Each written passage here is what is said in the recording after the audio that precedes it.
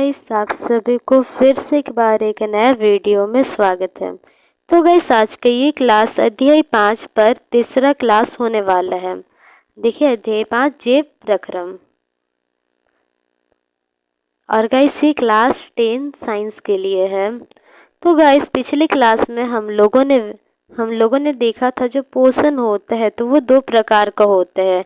एक स्वपोषी पोषण, दूसरा विषमपोषी पोषण। तो स्वपोषी पोषण में हम लोगों ने देखा पौधे में पोषण कैसे होता है और पौधे किस प्रकार का इस कार्बोहाइड्रेट बनाता है जिसके कारण उसको ऊर्जा मिलता है उस कार्बोहाइड्रेट से। तो गैस, ये हम लोगों ने पिछले क्लास में देखा। तो गैस, आज की क्लास से हम लोग विषमपोषी पोषण के विषय में शुरू करने वाले हैं। तो गैस, विषमपोषी जीव विषमपोषी पोषण करते हैं, या फिर बोल सकते जो विषमपोषी पोषण है तो वो विषमपोषी जीवों में पाया जाता है। तो विषमपोषी जीव जैसे कि गाय हो गया, फिर हम मनुष्य हो गए, मतलब पेड़ पौधा के अलावा और कुछ शैवाल के अलावा जितना भी जंतु है तो विषमपोषी होते हैं।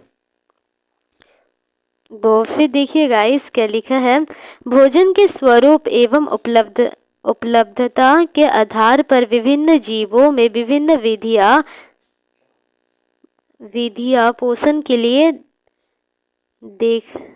देखने को मिलती है। तो गाइस देखिए, सभी जीव अलग अलग खाद्य पदार्थ खाते हैं और ऊपर से सभी खाद्य पदार्थ का जो उपलब्धता है, जैसे गाइस जलीय जीव तो वो अलग खाएंगे, स्थलीय जीव उनका खाद्य पदार्थ अलग रहेगा और उसको उस खाद्य पदार्थ को प्राप्त करने का भी जो क्रियाकलाप है तो वो भी उन लोगों का अलग अलग रहता है। तो इसी प्रकार तो गाइस, इसीलिए जो पोषण होता है तो वो विभिन्न जीवों में अलग अलग पोषण का विधियां हमें देखने को मिलता है। जैसे गाइस, गाय में पोषण का विधि अलग रहेगा, क्योंकि जो गाय है तो वो क्या होते हैं, तो वो गाय शाकाहारी जीव है।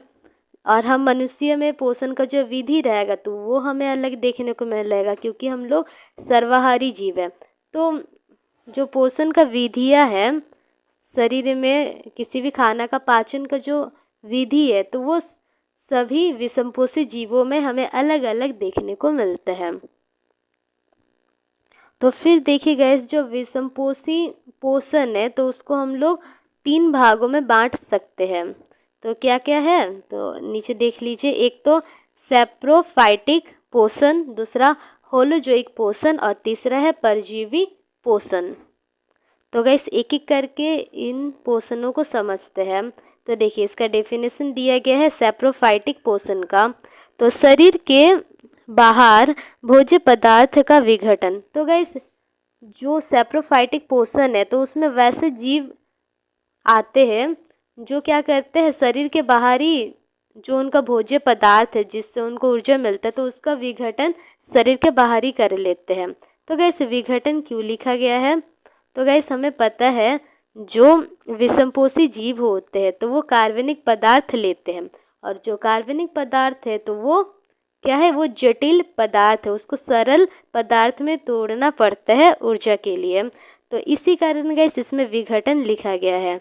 देखिए, शरीर के बाहर जो खाद्य पदार्थ है तो वो हमेशा शरीर के बाहर से ही हमें मिलता है। तो शरीर के बाहर में ही ये क्या करेगा, भोज्य पदार्थ का भी विघटन कर लेता है, मतलब जो जटिल भोज्य पदार्थ है तो उसको सरल भोज्य पदार्थ में परिवर्तित कर लेगा। तो इसमें कौन कौन से जीव आते हैं, तो इसमें आते हैं फफूंद, फिर ईस्ट और मशरूम। तो तीन जीव इसमें आ जाएंगे। और गाइस, फफूंद, ईस्ट, मशरूम तो ये सब कवक का ही उदाहरण है। तो उसी प्रकार गाइस, अगर कोई आपसे पूछे कि सैप्रोफाइटिक पोषण का उदाहरण दीजिए, किसमें हमें सैप्रोफाइटिक पोषण देखने को मिलता है, तो वो है फफूंद, ईस्ट, मशरूम। फिर गाइस, अब समझते हैं हम लोग होलोजोइक पोषण, जो कि हम मनुष्य में या फिर दूसरे जीवों में भी हमें देखने को मिलता है, जैसे गाय हो गया, कुत्ता हो गया। तो फिर देखिए, इसका डेफिनेशन क्या दिया गया है, संपूर्ण भोज्य पदार्थ को शरीर के अंदर लेकर। तो गाइस जब हम लोग खाना खाते हैं पूरे खाना को एक बार में खा लेते हैं, वैसे नहीं कि जो खाना है तो वो तो वैसे कार्बनिक पदार्थ होता है तो उसको हम लोग विघटित किए बाहर फिर गैस हम लोग निकले, वैसे तो नहीं करते, पूरा खानों को खा लेते हैं नॉर्मली। तो गाइस हम मनुष्य में भी इसी प्रकार का पोषण हमें देखने को मिलता है। तो देखिए संपूर्ण भोज्य पदार्थ को क्या करते हैं, शरीर के अंदर ले जाते हैं और गाइस शरीर के अंदर ही भोज्य पदार्थ का पाचन होता है। तो ये किस में हमें देखने को मिलता है, एक तो गाय में देखने को मिलेगा, फिर मनुष्य में। गाय भी गाइस घास ऐसा डायरेक्ट खाता है, उसका विघटन वगैरह नहीं करता है। और इसके अलावा भी दूसरे जंतु में भी हमें होलोजिक पोषण को देखने मिलेगा। तो देखिए होलोजिक पोषण, फिर आता है गाइस परजीवी पोषण। ये तीसरा नंबर वाला पोषण है, किसमें, विषमपोषी पोषण में। तो इसमें देखिए परजीवी का क्या मतलब है, मतलब दूसरे पर आश्रित है, पूरी तरह से दूसरे पर ही जीवित है। जैसे कि गाइस जुए, जुए क्या करते हैं गाइस, दूसरे के बालों में ऐसे रहते हैं, फिर जिसके बालों में रहते तो उसी का खून चूसते हैं। तो गाइस इसी प्रकार जो जुए है तो वो भी परजीवी पोषण में ही आते हैं। तो देखिए इसका जो डेफिनेशन है वो कैसे दिया गया है, बिना मारे जंतुओं से पोषण प्राप्त करते हैं। तो गाइस जैसे कि जुए है तो वो क्या करते हैं, जिस मनुष्य में रहते हैं तो उसको तो मार तो नहीं लेते, बस उसका खून चूसते रहते हैं। तो बिना मारे क्या करते हैं, उनसे पोषण प्राप्त करते हैं। खूनी उनका जो है, खूनी जुओं का क्या है, ऊर्जा का स्रोत है, जिससे उसको ऊर्जा मिलता है। फिर देखिए उदाहरण क्या है, किलनी, जू, लीच, अमरबेल और फिर फिता कृमि। तो ये सब किसका उदाहरण है, तो ये सब परजीवी पोषण का उदाहरण है। ये दूसरे के शरीर में रहते हैं। तो ऐसे भी आप लोग इसको याद कर सकते हैं और उन्हीं के शरीर के कुछ भी चीज़ों से क्या कहते हैं, पोषण प्राप्त करते हैं। तो उसी को हम लोग परजीवी पोषण कहते हैं। उसी प्रकार का जो पोषण करता है, जैसे परजीवी पोषण जिसमें पाया जाता है तो उसको हम लोग परजीवी कहते हैं। तो गाइस हम फिर से इसको बता दे रहे हैं, जो विषमपोषी पोषण है तो उसमें हमें 3 प्रकार का पोषण देखने को मिलता है। एक सैप्रोफाइटिक पोषण, दूसरा होलोजोइक पोषण और तीसरा परजीवी पोषण। सैप्रोफाइटिक पोषण में क्या होता है, जो जीव होते हैं तो वो शरीर के बाहर ही पदार्थ का विघटन कर लेते हैं। जो भोज्य पदार्थ वो ऊर्जा के स्रोत के रूप में इस्तेमाल करते हैं, या फिर जो भोज्य पदार्थ वो ग्रहण करने वाले रहते तो उसका विघटन बाहर ही कर लेते हैं, तो वो सैप्रोफाइटिक पोषण में शामिल होते हैं। फिर दूसरा आता है होलोजिक पोषण।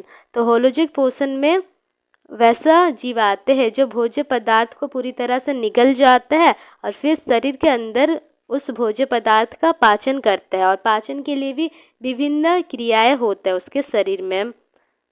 तो इसका उदाहरण हो गया गाय, मनुष्य। तो ये सब होलोजोइक पोषण का उदाहरण है। फिर आता है परजीवी पोषण, जिसमें क्या होता है, जिसमें जो जीव होता है तो वो बिना मारे, दूसरे जीव को बिना मारे ही उससे पोषण प्राप्त करते हैं। जैसे जुए, वो मनुष्य से क्या करते हैं, खून, मनुष्य का खून चूसता है पर मनुष्य को मार तो नहीं डालता है। तो जुए इसका उदाहरण हो गया। और इसके साथ ही साथ किलनी, लीच, अमरवेल और फिता कृमि, तो ये सब भी उदाहरण हो जाता है परजीवी पोषण का। ये सब में भी परजीवी पोषण पाया जाता है।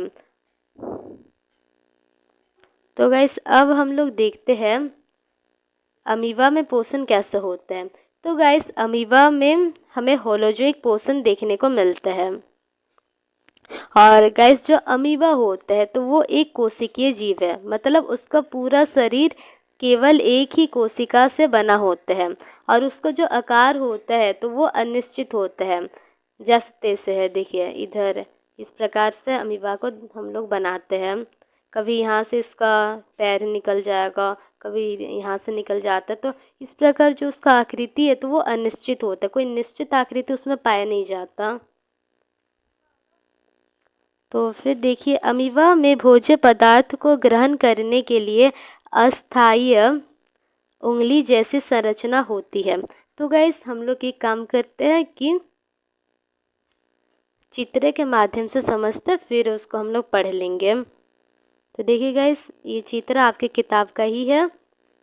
तो देखिए यहाँ पर क्या है, यहाँ पर गाइस अमीबा का फोटो दिखाया गया है। तो देखिए ये अमीबा है और जो काला रंग का है आपको दिख रहा होगा, तो गाइस वो केंद्रक है। इसका कलर चेंज कर लेते हैं। तो देखिए ये वाला जो गाइस है काला कलर का, तो वो केंद्रक है। और गाइस यहाँ पर जो आपको दिख रहा होगा तो ये है खाद्य कण, मतलब कोई खाद्य पदार्थ है जो अमीबा के बगल में आया है। तो गाइस देखिए अमीबा पहले इस शेप का था, इसको ध्यान रखिएगा। और फिर गाइस जब खाद्य पदार्थ आया तो इसका शेप ही परिवर्तित होने लग गया। इसका जो गाइस नकली पैर है, देखिए इसका नकली पैर निकलता है खाद्य पदार्थ को ग्रहण करने के लिए। तो इसका जो नकली पैर है तो वो फैलने लग गया और खाद्य पदार्थ को चारों ओर से गाइस क्या कहते हैं, घेरने लग जाता है। और इस नकली पैर को कहते हैं कूटपाद या पादप भी कहते हैं इसको। तो गाइस ये जो अमीबा है तो कूटपाद से क्या करते हैं, पूरे खाद्य पदार्थ को घेर लेते हैं और खाद्य रिक्तिका का निर्माण करते हैं। तो इसको थोड़ा जूम कर लेते हैं। तो देखिए गाइस ये वाला जो यहाँ पर देखिए क्या देखने को मिलता है, देखिए ये वाला है गाइस, इसको पर्पल कलर से बना रहे हैं, अच्छा लाल से बना लेते हैं। तो गाइस ये मान लेते हैं जो अमीबा का क्या है, कूटपाद है। और फिर अब खाना को गाइस हम लोग ग्रीन कलर से दिखाते हैं। तो गाइस ये अमीबा का जो कूटपाद है तो ये चारों तरफ से इस खाद्य पदार्थ को घेर लेते हैं। तो देखिए ये ऐसे ही धीरे धीरे इस ओर आने लगेगा, ये वाले इस ओर जाने लगेगा। तो देखिए पूरी तरह से इस खाद्य पदार्थ को घेर लिया। फिर गाइस हमें देखने को मिलता है, देखिए ये तो अमीबा का ही शरीर का हिस्सा है, ये वाला भी। फिर गाइस हमें देखने को मिलता है ये वाला जो स्थान है, तो ये यहाँ पर क्या है, ये तो खाद्य पदार्थ है और गाइस बीच में काफ़ी सारा हमें गैप देखने को मिलता है जिसको हम लोग खाद्य रिक्तिका कहते हैं। तो इसी प्रकार गाइस जो कूटपाद है तो वो खाद्य पदार्थ को पूरी तरह से घेर लेता है और खाद्य रिक्तिका का निर्माण करता है। और इसी खाद्य रिक्तिका में जो खाद्य कण है तो वो विघटित होता है और फिर कोशिका, देखिए जो अमीबा है तो वो एक कोशिकीय होता है। ये जो पूरा अमीबा हमें देखने को मिलता है तो गाइस ये पूरी एक कोशिका है और कोशिका के अंदर होता है कोशिका द्रव्य। तो गाइस खाद्य कण का विघटन होता है। और विघटन क्यों होता है, देखिए जो खाद्य कण है गाइस तो वो जटिल पदार्थ है, क्योंकि ये विषमपोषी जीव है अमीबा, तो जटिल पदार्थ को ही ग्रहण करेगा। तो जटिल पदार्थ है तो उसको सरल पदार्थ में ऊर्जा प्राप्ति के लिए तोड़ना आवश्यक होता है। तो इस खाद्य कण को क्या करेगा, तोड़ देगा, विघटित करेगा। तो विघटन के बाद जो गाइस सरल पदार्थ मिलेगा तो वो सरल पदार्थ इस अमीबा के कोशिका द्रव्य में चल जाते हैं। और बाद बाकी जो वैसा पदार्थ, जो अपशिष्ट पदार्थ मिलेगा इस खाद्य कण को विघटित करने के बाद, तो वो अपशिष्ट पदार्थ क्या होता है, देखिए यहाँ पर इसको फिर से जूम करते हैं। ये वाला खाद्य पदार्थ गाइस मान लेते कोशिका द्रव्य में चला गया और फिर गाइस जो अपशिष्ट पदार्थ है तो वो इस कोशिका के किनारे की ओर गति करेगा। यहाँ पर मान लेते गति कर रहा है और यहाँ से निकल जाएगा, वैसा होता है। और फिर गाइस देखिए जो अमीबा का आकृति है तो वो ऐसा हो जाएगा, मतलब इसका यही मतलब है जो अमीबा का आकृति है तो वो चेंज होते रहता है। तो गाइस फिर देखिए इसको हम लोग पढ़ लेते हैं क्या क्या लिखा है। तो देखिए अमीबा में भोज्य पदार्थ को ग्रहण करने के लिए अस्थायी उंगली जैसी संरचना होती है, जिसे कूटपाद या पादाव भी कहते हैं। फिर देखिए ये कूटपाद खाद्य पदार्थ को चारों ओर से घेर लेता है और खाद्य रिक्तिका रिक्तिका का निर्माण करते हैं। फिर खाद्य रिक्तिका के अंदर जटिल पदार्थ का विघटन होता है और सरल पदार्थ बन जाता है। और गाइस जो सरल पदार्थ बना है तो वो कोशिका द्रव्य में चल जाता है। और गाइस जो बचा हुआ अपच पदार्थ है जिसका पाचन नहीं हो पाया, जो अपशिष्ट पदार्थ है जो शरीर के लिए हानिकारक होता है, अमीबा का शरीर के लिए, तो उसको बाहर निकालना आवश्यक होता है। तो उसके लिए जो अपशिष्ट पदार्थ है तो वो कोशिका की सतह की ओर गति करने लगता है। वही गाइस एक किनारे की ओर गति करेगा और फिर बाहर निकल जाएगा, फिर बाहर निकल जाता है। तो फिर देखिए अमीबा एक कोशिकीय जीव है एवं इसका आकार अनिश्चित होता है। तो गाइस ये तो हम लोग पहले ही समझ चुके हैं कि जो अमीबा है तो वो एक कोशिकीय जीव है और उसका आकार अनिश्चित होता है। फिर गाइस जो अमीबा होता है तो यहाँ पर देखिए इसको समझते हैं। अगर गाइस खाद्य पदार्थ इस तरफ नहीं रहकर अगर इस तरफ रहता तो इस तरफ से गाइस कूटपाद फैलने लगता, फिर खाद्य पदार्थ को घेर लेता और इस तरफ से गाइस क्या होता, फिर हमें देखने को मिलता अमीबा इस दिशा से फैल रहा है, तो ऐसा देखने को मिलता। तो इसका मतलब क्या है, जो भोज्य पदार्थ है वो किसी भी दिशा से ग्रहण किया जा रहा है अमीबा में, तो ये देखने को मिलता है। और गाइस ये कब होता है, जब किसी जीव में विशिष्ट अंग नहीं पाए जाते हैं तो जीव के किसी भी तरफ से क्या होता है, किसी भी तरफ से भोज्य पदार्थ को ग्रहण कर लिया जाता है। तो देखिए यहाँ पर क्या लिखा है, भोजन ग्रहण करने के लिए अमीबा में कोई विशिष्ट अंग नहीं होता है, कहीं से भी ग्रहण कर लिया जाता है। तो गाइस जनरली जो एक कोशिकीय जीव होते हैं तो उसमें गाइस हमें वैसे ही देखने को मिलता है कि पोषण, श्वसन या उत्सर्जन तीनों के लिए ही कोई विशिष्ट अंग नहीं होता है, किसी भी साइड से वो ग्रहण कर ले रहा है वैसे। फिर गाइस यहाँ पर नोट करके एक बात लिखा गया है, क्या है देखिए, पैरामीशियम भी एक कोशिकीय जीव है। तो गाइस जो पैरामीशियम है, पैरामीशियम तो ये भी क्या है, एक कोशिकीय जीव है, लेकिन